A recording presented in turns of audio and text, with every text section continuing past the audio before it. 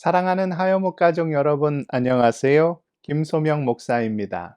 오늘도 주시는 소망의 말씀을 의지하여 주의 위로와 평안 가운데 거하시는 모든 믿음의 지체들 다 되시기를 축복합니다. 이 시간 본문은 신명기 17장 14절에서 20절입니다.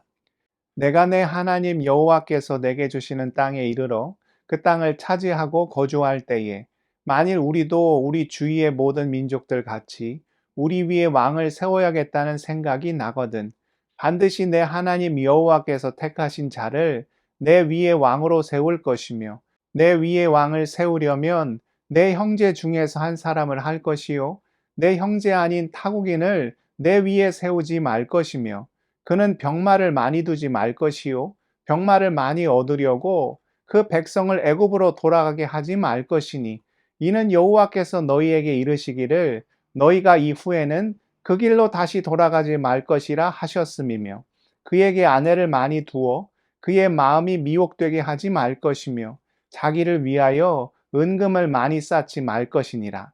그가 왕위에 오르거든 이 율법서의 등사본을 레위 사람 제사장 앞에서 책에 기록하여 평생에 자기 옆에 두고 읽어 그의 하나님 여호와 경외하기를 배우며 이 율법의 모든 말과 이 규례를 지켜 행할 것이라.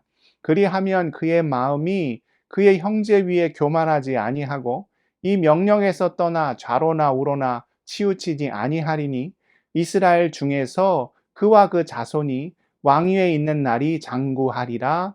아멘. 오늘 말씀에는 어떤 자가 이스라엘의 왕이 될 수 있는지, 주의 백성을 다스릴 수 있는 지도자의 조건에 대한 이야기가 기록되어 있습니다. 첫 번째는 타국 사람이 아닌 반드시 이스라엘 백성 중에서 왕이 세워져야 했습니다. 물론 이스라엘을 다스릴 왕이니 이스라엘 사람 중에서 나와야 한다는 것이 너무나도 당연한 일처럼 보일 수 있지만 여기에는 보다 깊은 영적 의미가 담겨 있습니다. 이스라엘은 하나님의 백성이었습니다. 다시 말해 하나님의 긍휼과 자비를 직접 목도하고 또 경험한 민족이었다는 뜻이지요. 출애굽을 자기 역사로 고백하며 광야에서 구름 기둥, 불 기둥으로 인도하신 여호와 하나님의 은혜를 잘 아는 자들이 바로 이스라엘이었습니다. 그런 그들을 다스릴 지도자 또한 무엇을 반드시 알고 있어야 했겠습니까? 이스라엘이 될 수 있었던 것이 전적인 하나님의 역사하심임을 뼛속 깊이 새기고 있는 자여야 했다는 것이지요. 그러니 너무나 당연하게도 이스라엘 백성 중에서 그들을 다스릴 왕이 나와야 했다는 것입니다. 두 번째는 병마를 많이 두지 말아야 했습니다. 그리고 그 일을 위하여 애국과 관계를 맺는 일도 절대 행하여서는 안 되었지요. 하나님께서 왜 이런 명령을 내리신 걸까요? 강한 군대를 거느리고 병마를 많이 두게 되면 바로 그것 때문에 누구를 의지하지 않게 되겠습니까? 외교적인 일도 마찬가지이죠. 주변에 있는 강대국들과 좋은 관계를 유지하면 누구를 신뢰하지 않게 되겠습니까? 이스라엘의 왕은 누구보다도 하나님을 신뢰하는 자가 되어야 했습니다. 국가적으로 위기가 닥치고 어려움이 발생을 하면 가장 먼저 주의 전으로 달려 나와 무릎을 꿇고 간절히 기도하고 매달리는 자가 되어야 했지요. 그러하기에 하나님께로 나아감에 있어 그 어떠한 세상적인 장애물도 그 앞에 존재하지 않아야 했습니다. 세 번째는 아내를 많이 두지 말아야 했습니다. 보통 왕이 아내를 많이 둔 이유는 물론 후사를 위한 일도 있었지만 가장 큰 이유 중에 하나가 주변 국가와의 외교적 관계 때문이었지요. 결혼 동맹만큼 강력한 것이 없었기에 혼인을 통하여 보다 돈독한 관계를 유지하기를 원했던 것입니다.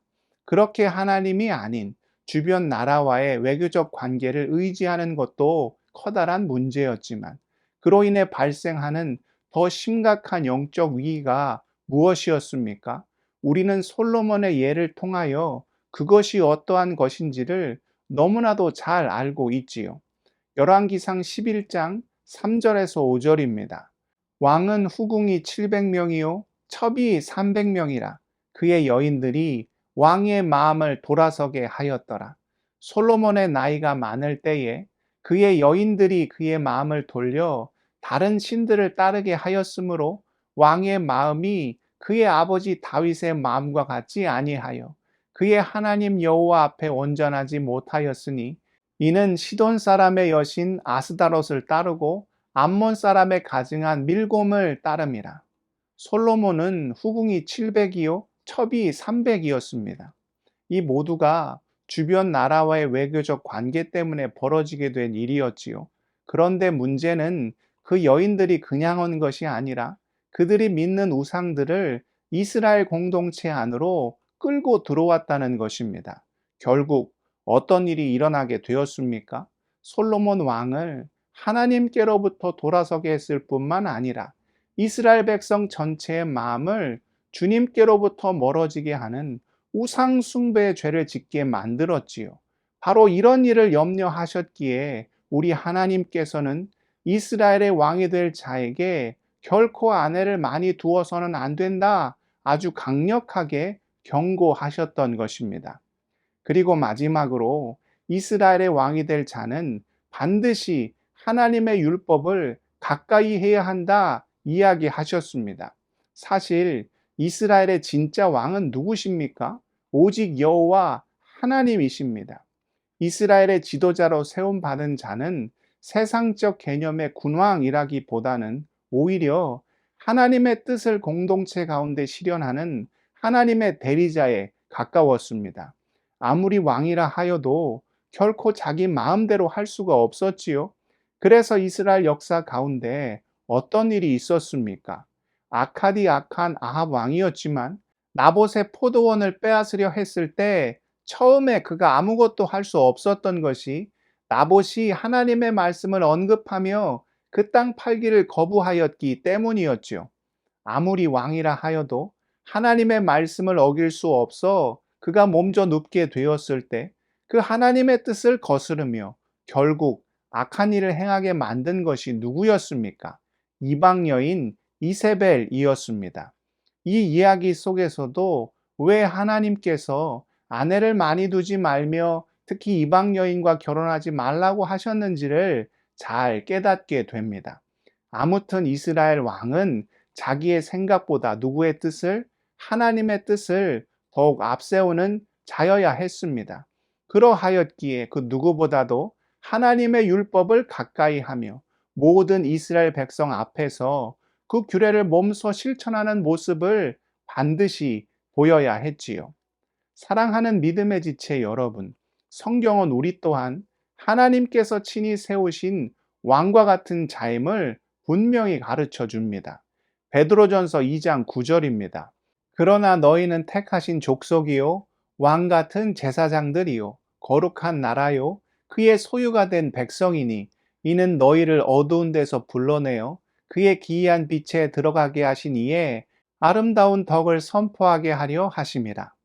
그 귀한 사명을 받은 주의 동역자로서 우리 또한 어떠한 마음과 태도를 반드시 품어야 하겠습니까?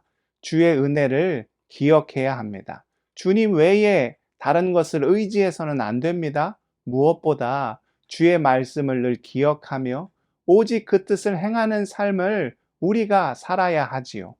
오늘 주신 이 귀한 말씀을 마음에 온전히 새겨 서 있는 모든 삶의 자리를 하나님의 나라로 변화시키며 살아가는 모든 믿음의 지체들 다 되실 수 있기를 우리 주님의 이름으로 축복하고 또 축복합니다. 기도하시겠습니다. 사랑의 하나님, 우리가 왕 같은 제사장들임을 믿음 안에 깨닫습니다. 오늘 주신 귀한 말씀 마음에 새겨 주의 은혜를 기억하며 주님만을 의지하며 무엇보다 말씀을 준행함으로 서 있는 모든 삶의 자리를 하나님의 나라로 변화시키며 사는 모든 주의 백성들 다 될 수 있도록 우리를 붙잡아 주시고 인도하여 주옵소서. 무엇보다 지금도 병상에 누워 눈물을 흘리며 주님께 간구하는 모든 환우들 그 못 박힌 손으로 친히 안수하시사 치유와 회복을 허락하여 주시고 삶의 모든 고민과 걱정, 눈물과 아픔 주님께 올려드리는 주의 모든 지체들, 모든 간구함에 귀 기울여 주실 때 응답하여 주시사 그 부어주시는 용기와 권세와 능력으로 인하여 감사와 찬양만을 고백하며 드리는 하나님의 귀한 백성들 다 될 수 있도록 우리의 삶을 주장하여 주시고 온전히 인도하여 주옵소서. 오늘 하루의 삶도 오직 주님께만 올려드리오며 존귀하신 예수 그리스도의 이름으로 간절히 기도드리옵나이다. 아멘.